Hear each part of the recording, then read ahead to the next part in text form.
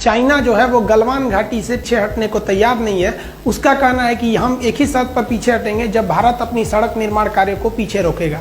इसके बदले भारत सरकार ने भी बहुत ही कड़ा एक्शन लेते हुए पूरा चाइना का जो LAC पड़ता है, यहाँ से लेके कश्मीर से लेके पूरा अरुणाचल प्रदेश का एरिया में यहाँ पर अपनी मिलिट्री तैनात कर दिया है। ये बहुत ही बड़ा सिचुएशन क्रिएट हो गया कि पूरे बॉर्डर पर फौज तैयार हो गई है और नेवी भी तैयार बैठी है नीचे से। तो समझते हैं गलवान घाटी को लेकर चाइना इतना सेंसिटिव क्यों है और दौलत बेग ओल्डी और सियाचिन से इसका क्या कनेक्शन है। देखिए, जो सड़क को लेकर विवाद चल रहा है ये काफी पुराना है। 90 के दशक में जॉर्ज फर्नांडिस थे, जो अटल बिहारी वाजपेयी जो प्रधानमंत्री थे तो वो रक्षा मंत्री थे। इन्होंने कहा कि जो चाइना से लगने वाले बॉर्डर एरिया है वो सेफ नहीं है, वहां स्ट्रेटेजिक सड़कों का बहुत ही अभाव है। स्ट्रेटेजिक सड़कें उन्हें कहते हैं जिस पर तोप, टैंक, कितने भी भारी व्हीकल्स को ले जाएंगे कोई असर नहीं करता है। बरसात हो, कितने भी खराब मौसम हो, कुछ प्रभाव नहीं पड़ता है। भूकंप के दौरान भी वो अपनी क्षमता को बनाए रखते हैं, अतः उन्हें आप कह सकते हैं कि हमेशा आपके लिए वो रेडी रहते हैं स्ट्रेटेजिक सड़कें। तो इन्होंने स्ट्रेटेजिक सड़कों के लिए ऐसे 61 स्ट्रेटेजिक सड़कों की पहचान की जॉर्ज फर्नांडिस। और आज जो विवाद इसलिए हो रहा है कि भारत सरकार का एक ऑर्गेनाइजेशन है बॉर्डर रोड ऑर्गेनाइजेशन BRO, उसने 75% सड़कों को कंप्लीट कर दिया है। ये सड़कें इतनी तेजी से कंप्लीट की गई कि जब अरुणाचल प्रदेश में इन सड़कों को बनाया जा रहा था तो वहां के गांव वाले अपनी जमीन को फ्री में दे दिया। हालांकि ऐसा कभी नहीं होता है, जब सड़क बनाए जाते हैं तो सरकार जमीन खरीदती है, लेकिन वहां के लोगों को सैल्यूट जो देश के लिए इतना सोचते हैं और अपनी जमीन फ्री में दे दिए कि हाँ यहाँ पे सड़क बनाइए ताकि हमारी आर्मी जा सके। अब यही सड़कें जो हैं ये यहाँ बन रही है आपका लद्दाख के एरिया में, दौलत बेग ओल्डी सेक्टर में। इसको लेकर चाइना ज्यादा विवाद कर रहा है। देखिए, एक सड़क है जिसका नाम है दारबुक स्योक। ये स्योक नदी को पार करके जाती है, दारबुक नाम के जगह से स्टार्ट होती है, इसलिए इसे दारबुक स्योक कहते हैं। जब ये एकदम ऊपर दौलत बेग ओल्डी तक पहुंच जाती है तो इसकी लंबाई हो जाती है 250 किलोमीटर। हम समझेंगे दौलत बेग ओल्डी क्या होता है। देखिए, ये इसमें जो हम रेड कलर से रंगे हुए हैं ये सियाचिन ग्लेशियर है। ये सियाचिन का एरिया है, ये इंडिया के कंट्रोल में है। उससे जस्ट पहले जो ब्लू कलर से कलर किए हुए हैं ये आपका दौलत बेग ओल्डी का एरिया। ये दोनों जरूरी है। सियाचिन ग्लेशियर दुनिया का सबसे ऊंचा युद्ध का मैदान है, तो वहीं दौलत बेग ओल्डी भारत या कह लीजिए तो दुनिया के सबसे बड़े युद्ध के मैदानों में से एक है। किंतु यहाँ पर एयरपोर्ट है, एयरफोर्स रहती है, तो ये हमको यहाँ पर तो फौज दुनिया में ये सबसे ऊंची बैठ गई और यहाँ पर आप कह लीजिए तो एयरफोर्स भी बहुत ही ऊंचाई पे बैठ गई। अब यहाँ से नीचे चाइना गलवान घाटी में अगर खड़ा रहता है तो चुपचाप वहां से बम मार दीजिएगा तो मर जाएगा। वहां से 9 किलोमीटर की डिस्टेंस पे, ज्यादा दूरी वहां पे नहीं है। हाइट की वजह से चाइना को यहाँ बहुत ज्यादा घाटा लगेगा, लेकिन ये सड़क उसमें बहुत ज्यादा भारतीयों को एडवांटेज देती है। तो ये रेड वाला आपका एरिया हो गया सियाचिन और ये ब्लू वाला हो गया आपका दौलत बेग ओल्डी। ये जो सड़क जा रही है आपको, इस सड़क का ही नाम है दारबुक स्योक। ये स्योक नदी को पार करके जा रही है। अब ये जो सड़क जा रही है इस सड़क से चाइना को दिक्कत नहीं है। दिक्कत कब चालू हुआ, जब भारत ने इसी सड़क का एक लिंक खोल दिया इस साइड में, और ये जो लिंक था वो लिंक चला गया गलवान घाटी की ओर। अब बताइए, ये गलवान घाटी से केवल 9 किलोमीटर है। अगर ये सड़क नहीं रहती तो इस सड़क के अभाव में भारतीय फौज को गलवान घाटी में पहुंचने में 8 घंटे लगते, लेकिन इस सड़क के बन जाने के बाद वहां पहुंचने में केवल 35 मिनट समय लगेगा। अब बताइए, 8 घंटे की जगह आधे घंटे में अगर फौज पहुंच जाए तो वहां भारत के फेवर में हो जाएगा युद्ध। इसलिए चाइना कह रहा है कि हम तभी हटेंगे जब आप ये सड़क को काम रोकेंगे तब। अब इंडिया का ये सोचना है कि अगर आज हम सड़क रोक लिए तो कल तो तुम युद्ध के मैदान में भी कूद जाओगे और हमारी सड़क नहीं बनी रहेगी तो हमको घाटा लग जाएगा, क्योंकि चाइना का वादा उतना ही टिकता है जितना चाइनीज सामान टिकते हैं। भारत सरकार ने चाइना को सबसे ज्यादा जो जवाब दिया कड़ा, वो पर्यटक को लेकर, टूरिस्टों को कह दिया कि आप भी जाके घूम के आइए दौलत बेग ओल्डी कैसा है, आप भी जाके घूम के आइए सियाचिन ग्लेशियर कैसा है। अब विदेशी लोग आए, अब घूमने वहां चले गए। अब विदेशी जब आए तो उनको परमिशन कौन देगा घूमने का? इंडिया। ये भारत के लिए सबसे बड़ा प्रमाण पत्र हो गया कि भैया मेरा जगह है, तभी ना हम घूमने के लिए उनको वीजा दिए हैं। तुम्हारा रहता तो तुमसे पूछ के आते। अब वो देश का वीजा हमारे लिए एक तरह का प्रूफ बन जाएगा। अब चाइना इसको समझ रहा है कि भाई ये गलवान घाटी कितना इंपॉर्टेंट है। ये जो सड़क है ये 14,000 फीट की ऊंचाई पर बनाई गई है, 250 किलोमीटर लंबी है। पहले जब ये सड़क नहीं थी तो ये स्याक नदी को पार करना होता तो एक टेम्पोररी ब्रिज था, इस पे हैवी व्हीकल्स नहीं जा सकते थे। लेकिन 2019 में भारत ने इस स्याक नदी के ऊपर एक भारी भरकम परमानेंट ब्रिज बना दिया। इस ब्रिज के बनने के बाद आर्मी के भारी भरकम व्हीकल, तोप टैंक इत्यादि को भी ले जाया जा सकता है। अब वहां पर हथियार पहुंचाने में भी दिक्कत नहीं होगा, इसलिए चाइना को ज्यादा डर लग रहा है इसके वजह से, इन सड़क और पुल के वजह से। लेकिन वो खुल के नहीं कह रहा है, हम हिंदुस्तानियों को वो फंसा के रखा है, मीडिया के थ्रू दबाव बनवाना चाह रहा है कि गलवान घाटी को विवाद है। विवाद गलवान घाटी को है ही नहीं है, विवाद चाइना को इस बात का है कि ये सड़क को नहीं रोकेंगे तो गलवान घाटी होकर भी चाइना का नहीं रहेगा, क्योंकि हाइट से हम लोग 14,000 फीट की ऊंचाई से हम लोग आराम से देख लेंगे ओ चाइना क्या कर रहा है तुम वहां पर। युद्ध के मैदान में सोचा ईंटा चला के मार देंगे हम लोग। यहाँ चाइनीज गवर्नमेंट का प्रेशर उनकी आर्मी पर भी है, क्योंकि चाइनीज गवर्नमेंट के खुफिया जानकारों ने चाइनीज सरकार को बोला था कि भारत वहां बहुत ही खतरनाक सड़क बनाने जा रहा है। लेकिन चाइनीज गवर्नमेंट ने जब आर्मी से पूछा तो उनके आर्मी वालों ने कहा कि इतना भयानक भयानक पहाड़ है, वहां सड़क बनेगा कैसे? देख रहे हैं पूरा सीधे सीधे ढलान है, कहां से अच्छा सड़क बन पाएगा? इतना बड़ा बड़ा पहाड़ है, सड़क नहीं बन पाएगा। गवर्नमेंट आप टेंशन नहीं लीजिए, हम लोग है ना।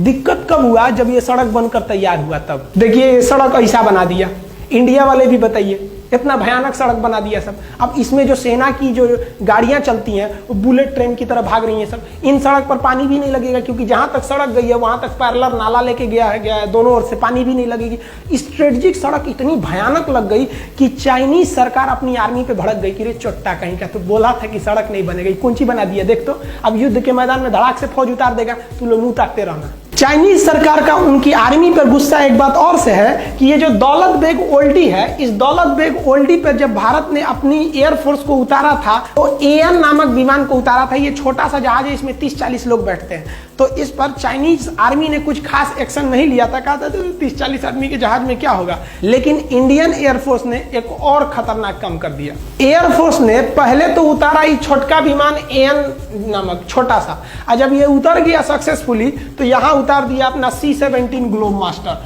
और हरकुलियस नामक भारी भीषण विमान।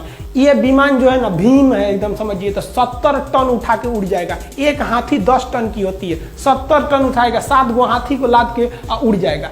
इतना किसी भी मौसम में उड़ सकता है, पहाड़ के बीच में भी उड़ सकता है। आप इसे देखिए कितना खतरनाक ये लैंडिंग करता है।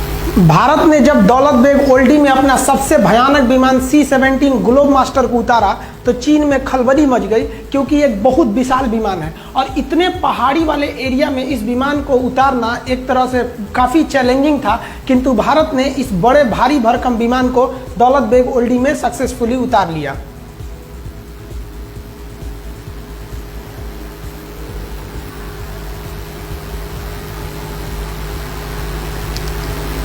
C-17 वर्तमान समय में भारत का सबसे बड़ा परिवहन विमान है। इससे बड़ा अभी वर्तमान में कोई परिवहन विमान उपस्थित नहीं है। चाइना को मेन डर है दौलत बेग ओल्डी में भारतीय एयरफोर्स का जो बेस बनाया गया है अड्डा, वहां से, क्योंकि वो इतनी ऊंचाई पर एयरबेस है कि वहां से विमानों को ऑपरेट करना काफी सिंपल है और उतनी हाइट पर चाइना को पहुंचने में बहुत दिक्कत होगा। और वहां ऑलरेडी इंडियन एयरफोर्स अवेलेबल है।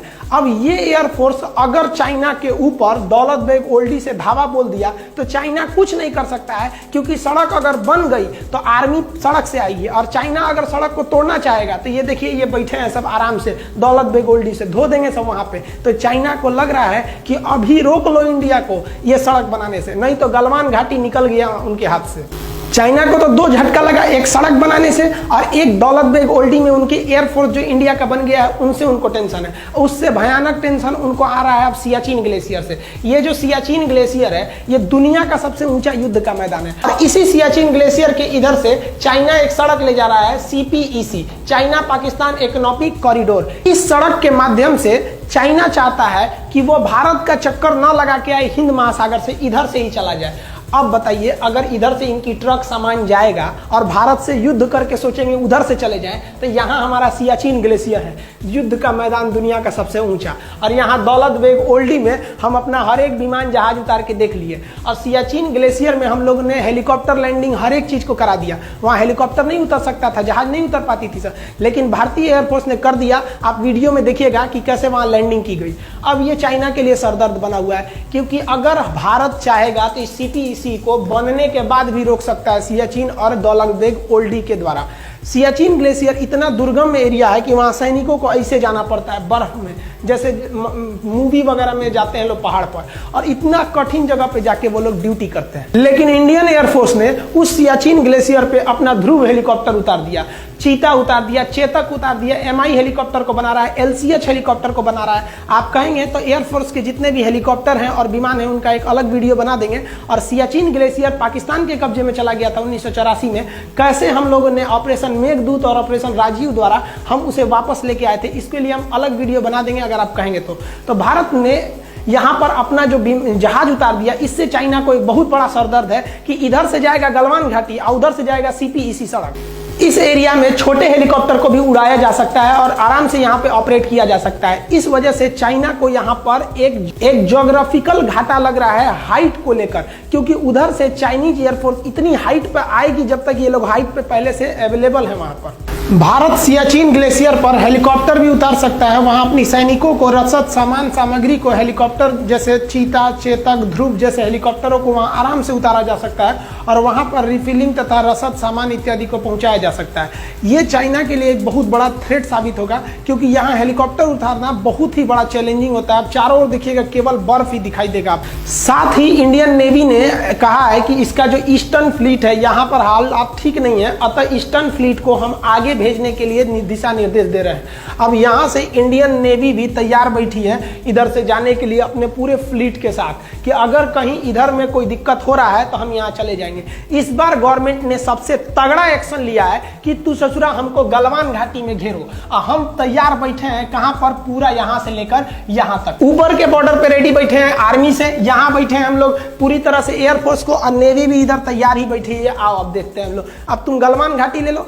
अगर थोड़ा भी युद्ध हुआ, 10 दिन का भी युद्ध हुआ ना, तो युद्ध किसी के परिणाम में जाने वाला नहीं है, क्योंकि दोनों अब परमाणु संपन्न देश है। तो एक बात तो कंफर्म है कि भारत के लोग चाइनीज सामानों का उपभोग करना पूरी तरह से छोड़ देंगे और चाइना को व्यापार घाटा बहुत ज्यादा लगेगा। चाइना बॉर्डर पर डेली चाइना की ओर से अलग अलग प्रोपेगेंडा को फैलाया जा रहा है। मीडिया में चाइना इस तरह से प्रस्तुत कर रहा है जैसे चाइना 8 किलोमीटर घुस गया है, 10 किलोमीटर घुस गया है। ये आप लोगों के ऊपर दबाव बनाने के लिए बनाया जा रहा है। इंडियन आर्मी वहां पे खाली नहीं बैठी थी कि तुम घुस जाओगे, हम लोग कह देंगे हाँ आइए। इंडियन आर्मी घुसने नहीं देती उन लोग को, लेकिन ये खबर पाकिस्तान और नेपाल के थ्रू इंडिया की ओर भेजा जा रहा है और तरह तरह के साइकोलॉजिकल दबाव बना रहा है। आप भी ये सोच रहे होंगे कि इंडियन आर्मी क्या कर रही थी, ये केवल उनका दबाव है ताकि आप ये सोचकर डर जाइए कि आप चाइना से मुकाबला नहीं कर सकते। ये बात गलत है कि चाइना हमारे ऊपर दबाव बना रहा है या हमारे फौजी उनको घुसने के लिए अंदर जगह दे दिए थे, एकदम गलत है। ये सही है कि स्टैंड ऑफ हुआ है, दोनों आर्मी खड़ी है, लेकिन ये खबर गलत है कि वो हमारा 8 किलोमीटर कब्जा कर लिया है, 6 किलोमीटर कब्जा कर लिया है। ये आपको फेसबुक, व्हाट्सएप इत्यादि के माध्यम से जानबूझकर आप पे दबाव बनाने के लिए किया जा रहा है। इंडियन आर्मी पूरी तरह स्टिक है।